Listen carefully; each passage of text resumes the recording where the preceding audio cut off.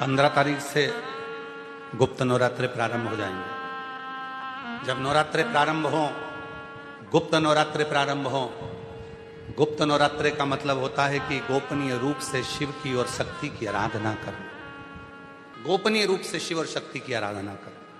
एकांत में बैठकर कहीं मत जाओ।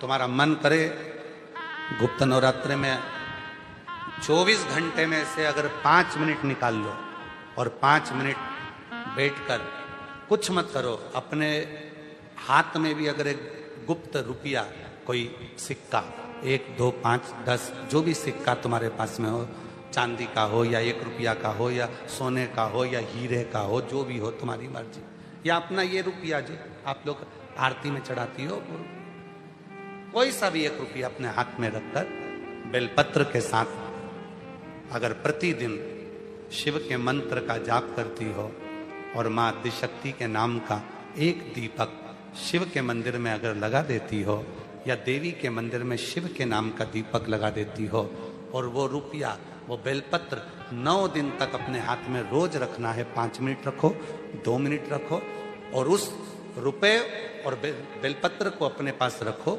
9वां दिन पूर्ण हो, बेलपत्र शिव को समर्पित कर दो और वो रुपया शिव जी को स्पर्श कराकर वापिस अपने हाथ में लेकर अपनी अलमारी में या तिजोरी में रखो। वो गोपनीय गुप्त नवरात्रे आपके जीवन में ऐसी संपदा देता है कि जीवन में वैभव की कमी नहीं। शिव और शक्ति, इन दोनों की साधना, उन दोनों की साधना। गुप्त नवरात्रे ये नहीं कर सकते तो थोड़े से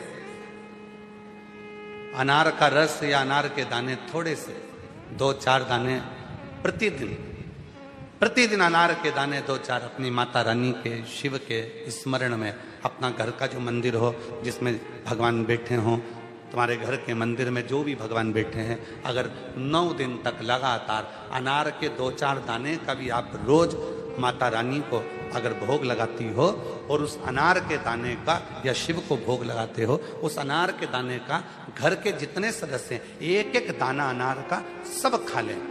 शरीर में रोग कैसा भी हो, वो रोग समाप्त होकर ही रहता है। गुप्त नवरात्रे शिव और शक्ति की आराधना के होते। शिव और शक्ति नवरात्रे में जितनी शंकर की आराधना कर सकते हो उतनी करो। शंकर की आराधना करने से नवरात्रे में शक्ति का बल बढ़ता।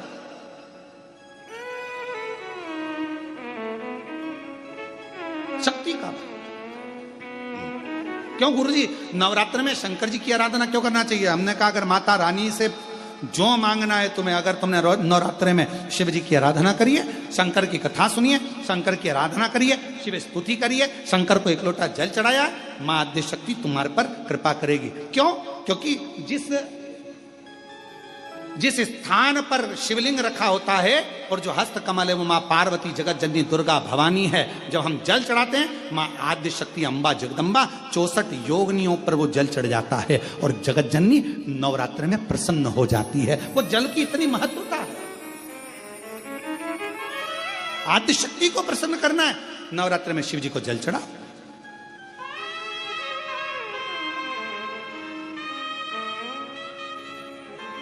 कोई बेटा बेटी है,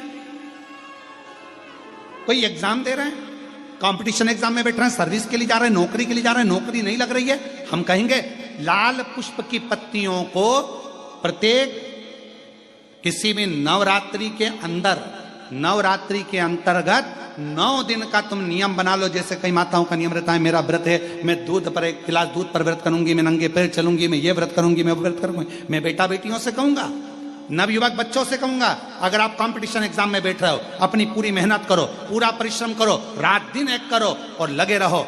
और 9 दिन तक नवरात्रि में 9 लाल फूल की 9 पंखड़ियां या 9 कोई भी चावल लाल कलर में कर कुंकू में कर अगर माँ जगत जननी के मंदिर में नहीं जा सकते, माँ भीड़ रहे, तो शिवलिंग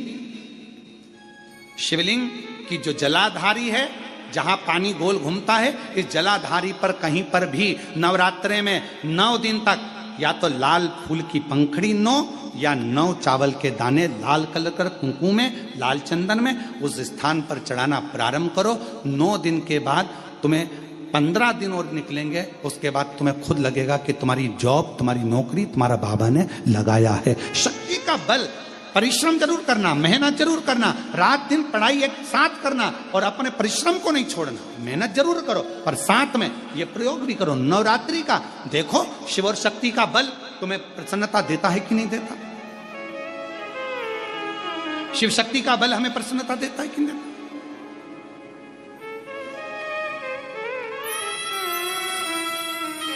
अब कई लोग ऐसे होते हैं, हम नवरात्रि आई है माता